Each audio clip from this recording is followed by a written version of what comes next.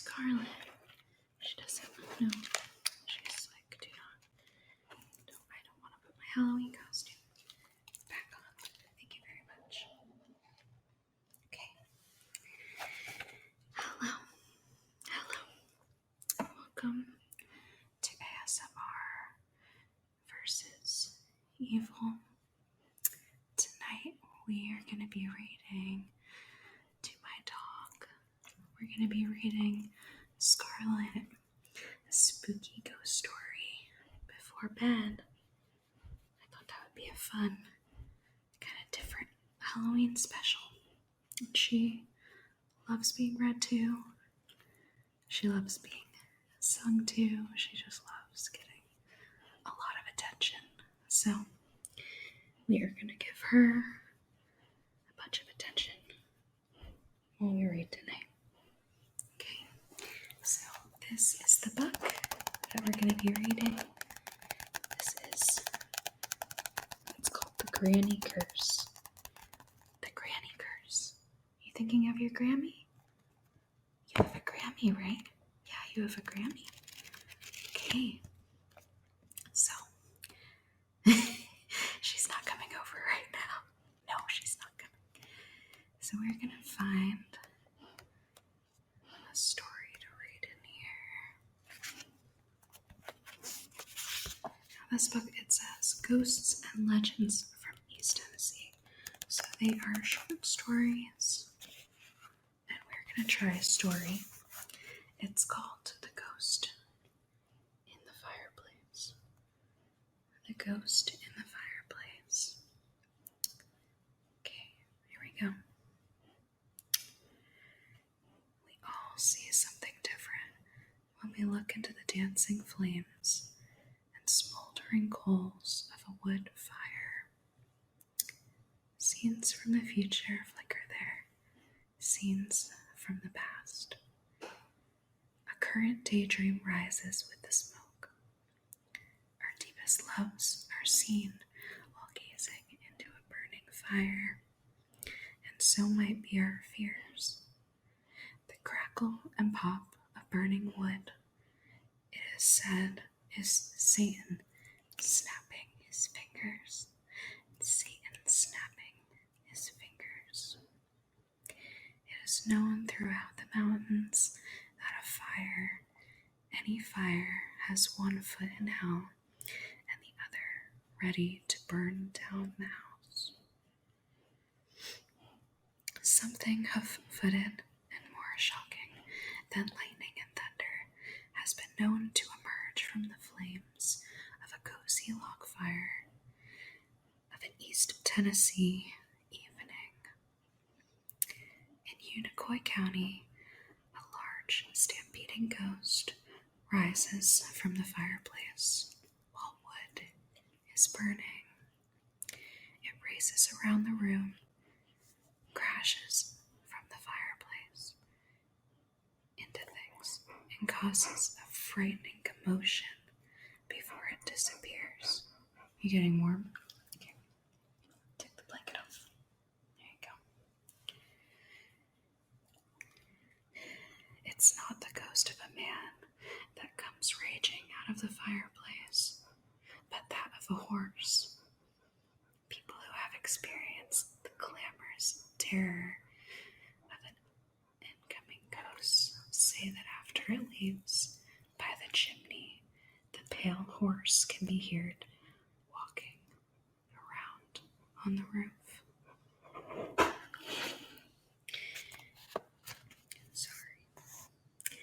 Eventually, it leaps to the ground and races away on resounding hooves. Getting too warm.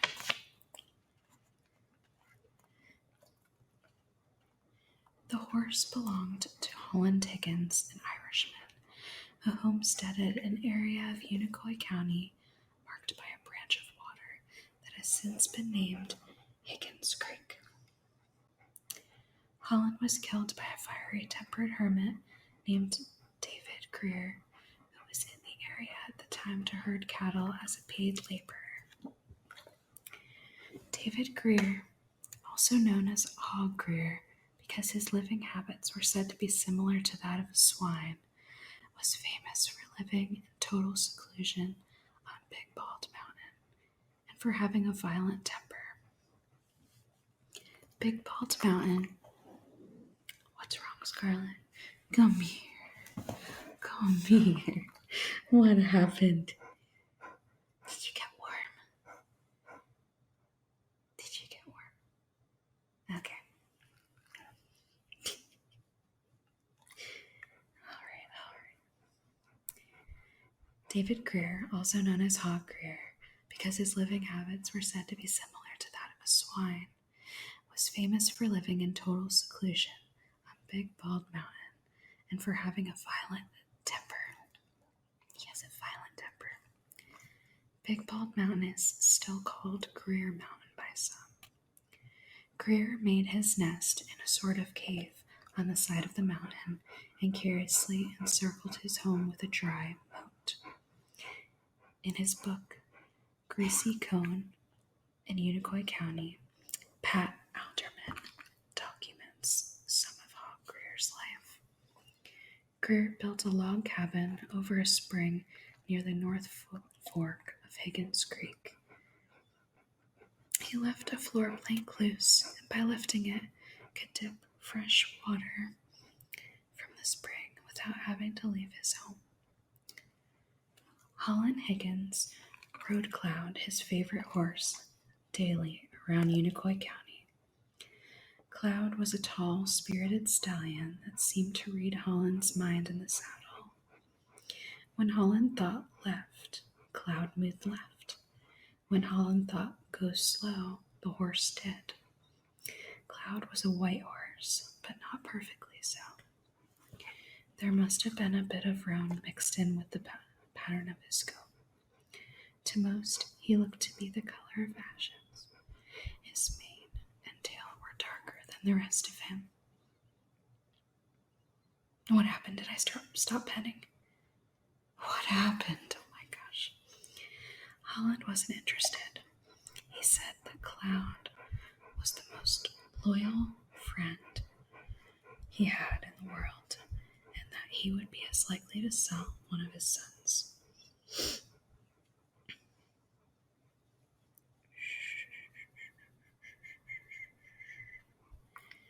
It's okay.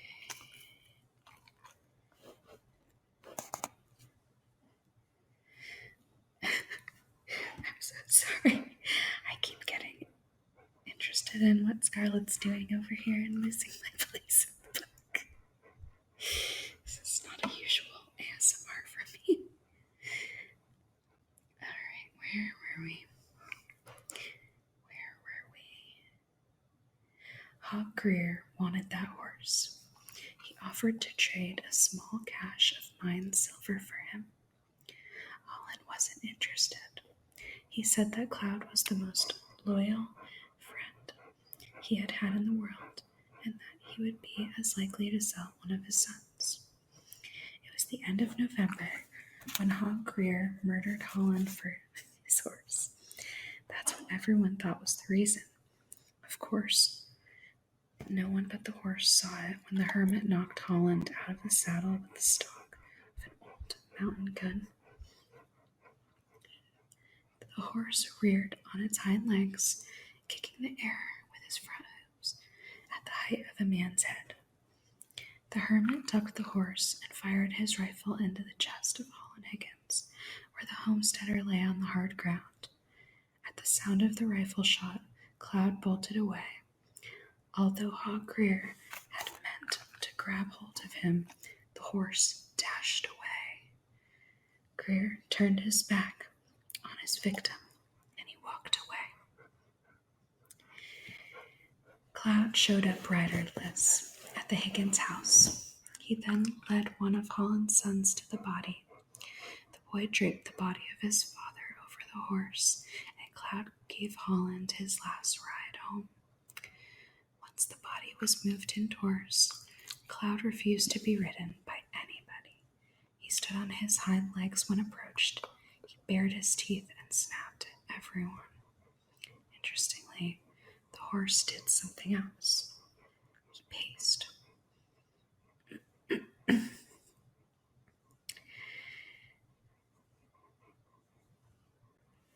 He rocked back and forth in the little stables Holland had built for him.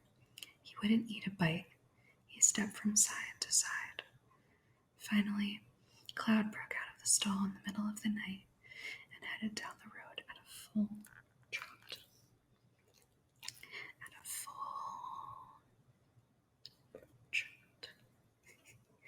Holland was laid out for his wake on the day Cloud arrived in the dead of the night at Hog Greer's cabin. The big white horse kicked in the front door with his head ducked, raced into the house. The hermit was scared, too scared to move at first, but he quickly got hold of his rifle and fired on the horse. He missed. The stallion charged the post that held up the loft where Greer had been sleeping. He literally knocked the man out of bed and rolled the hermit off the overhead planking. When Greer fell to the cabin floor, he was soundly kicked. He ended up next to the fireplace, where he grabbed a burning log in both hands, searing his own flesh. He then swung the log directly at the horse in a wild, arching motion. The cascade of burning embers and flames startled Cloud, so Greer was able to get away that night. He rinsed his blistered hands in the cold water of North Higgins Creek. People say Greer left that very night, afraid that the enraged horse of the man he'd killed would find him. Hog Greer took his gun and abandoned his cabin, built over the bubbling spring. He headed back to Big Bolt Mountain, where winter had already settled in. Meanwhile, upstanding men of the neighboring farms formed a group to round up those in the area who might be capable of committing the brutal murder. These suspects were invited to view the body of Holland Higgins. They did so willingly. Each in turn was asked to touch the corpse. Each did. In those early years, it was believed that the corpse of a victim would bleed when touched by the murderer. Some believe this yet today. Even those who were not suspected of doing evil touched the body to show.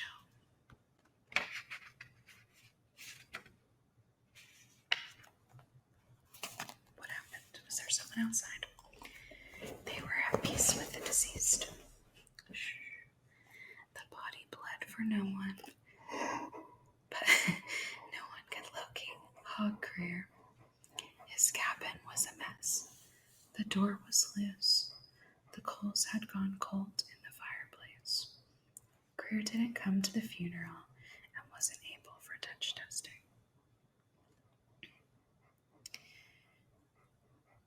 He was noticeably absent. When Holland was put into the ground, it was a cold day in early December. At the funeral, 2 of the mourners remarked that they had seen Cloud walking slowly on the road that ran along the Higgins homestead. He'd been doing that ever since the murder, Holland Jr. said. There's no sense to it. He walks up the road a few miles, then turns around and walks back. He just misses the old man something awful, I guess. For weeks after the funeral, Cloud walked to Hog Greer's abandoned cabin to see if the hermit had come back. Once there, Cloud would kick in the front door, although the door was nailed shut time and time again by neighbors. Cloud would return and kick it in. Each time the aging stallion walked into the cabin, snorted a bit, turned around, and walked directly out. Cloud would walk back to the road, back to the Holland Higgins homestead. Scarlett, he tooted. The horse wouldn't stop. Everyone who lived along the little road saw Cloud trot slowly by. He walked by the church on Sunday morning and again on Sunday nights. People offered the horse food now and then. Holland Jr. even hung a bucket of oats each morning on the fence out front. But but Cloud walked right by it. There were some, excuse me, there were some pretty fat squirrels in the yard that December. Women brought red apples out and set them in the road as Cloud approached. The weakening white horse walked on by. Won't eat a bite of anything, Holland Jr. even Holland Jr. said, I'm afraid Dad's old baby will be dead before winter's over. One day, a neighbor told Holland Jr., we have news. Me and two more. We found Hog Greer. He's back up at his place on Big Bald, that old cave. He lives on his belly back in there under those rocks. Maybe he didn't do it, Holland Jr. said. Maybe someone else did. There's nobody else, the neighbor argued. Holland Jr. pointed out that there had been some threats made against his father when the family lived near Embryville. Before they moved to the homestead now occupied by their family, maybe those threats didn't mean a thing, but he couldn't be all the way certain that Hog Greer had shot his dad. But that's not all the news, the neighbor went on. Old Hog won't let anybody come near at all. He shouts at you, and then he takes to firing that old gun he's got. Sounds the same as always, Holland Jr. said. Here's what's not the same, Holland. The crazy coot has dug himself a big old ditch. He's still working on it, I expect. Already it's 4 feet wide and deeper yet. We hollered at him what he was digging that moat for, and he says it was to keep the animals out. Wild animals are there, that's true, Holland said, shaking his head back and forth. It would trip a bear, I imagine. Well, you could get right in there and have yourself at a sit-down picnic without your head ever sticking out. And you know it was more than wide enough a horse couldn't jump across. You can see me. Despite the news of Hog Greer's strange behavior, Holland Jr. still remained uncertain that Hog was his father's murderer. Meanwhile, Cloud continued his own strange behavior. Holland Jr. thought he might put Cloud out of his misery, but he couldn't bring himself to kill his father's favorite horse. He remembered his dad describing Cloud as a friend. You can't just shoot your father's friend because he's in mourning, no matter how unhealthy he becomes. Every morning, Holland's son set out a bucket of well water for Cloud. Every morning, he'd break the ice out for the horse. If Holland wasn't drinking any, it was very much. Some of the neighbors said the horse wasn't grieving, that Cloud was instead looking for revenge. They pointed out the old stallion knew who the murderer was. They believed the horse was waiting for the killer, who the murderer was. They believed the horse was waiting for the killer to come back. They believed the big white horse would chase down the murderer the minute he saw the man chase him down and stamp Hog Greer to bits if he ever showed his face on that road or returned to his old cabin again. Some of the more romantically inclined neighbors said the horse missed. Get to next page, Scar. His master unfaithfully waited his return. They thought they saw Cloud stopping each day at the little graveyard by the church before moving on. Either way, Cloud trod on day and night, his head dropping lower and lower. His white tail and belly were coated with dirt, his mane badly matted. No one could keep the horse from his appointed rounds. No one could catch him when they cared to try. Then one day before Christmas, Cloud quit. He simply sat down and died. That spring, funny things happened. People kept hearing Cloud walking on the road at night. There was nothing there at times. Other times people would swear they saw Cloud. They said the white horse would ride up to them and then pass right on by without noticing anything but its own progress. You'd have to believe in ghosts to believe that happened, yet people said it did. People still do. Kerr's old cabin was patched up. New people moved in. Colin Higgins' son won claim to large tracts of land, including the little homestead they lived on. They owned Kerr's old cabin, but they let other folks live there. No one lived there long. The people who tried to make the place their home said the front door kept blowing open. When they finally got the door where it would stay shut, and that was with some doing, then the fireplace acted up. A strong wind would blow down the chimney, and the noise sounded just like a horse was in the house. The wind was so strong, it blew over furniture that wasn't nailed down, but it never blew the fire out. It was about then the locals think that Cloud got mixed up, or maybe he was just more determined to find that rascally hermit, Hog Greer. The same strange things started happening to other houses. People said they heard a horse walking on the roof, then it would come in and out the front door. Once in a while, the horse would come out of the fireplace, dash about, and then head back to the chimney. It must have been an unsettling experience when the big white horse came roaring from the flames, and ashes started to race through the house, pounding upon the wooden floor, only to disappear up the chimney. People who knew the circumstances knew the phantom was Cloud. They'd tell the horse not to come back, and he wouldn't. Not for a few years, anyway. In some parts of the country, people hang a horseshoe over the door for good luck. Some people who own homes and resort cabins on both sides of the state line in the vicinity of Big Bald Mountain have been known to hang a horseshoe in the fireplace for the same reason.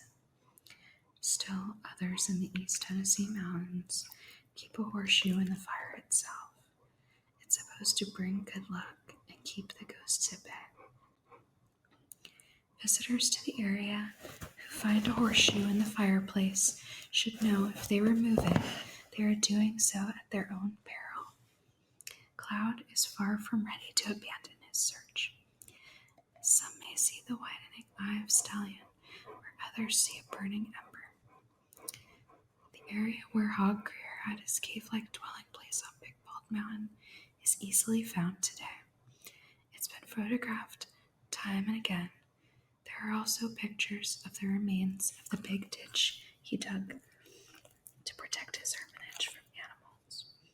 If you can't get up there to see it for yourself, the moat has filled in some over the past 160 or so years. Pat Alderman records in his book that a grave marker located near Temple High School in Unicoi County reads, Colin Higgins Sr. shot and killed by David Greer, November 30th, 1824. It was a long, long time ago.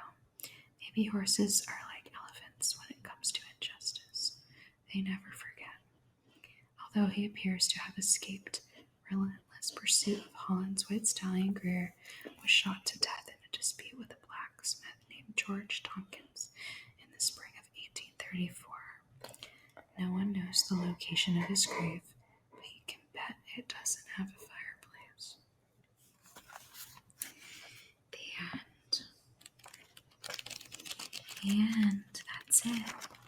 Story's over. You ready for bed? Are you ready for bed? Are you sleepy, girl? Are you sleepy, girl? Okay, sleepy, girl.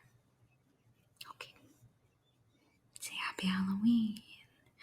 Happy Halloween, Scarlett. Happy Halloween. Beautiful.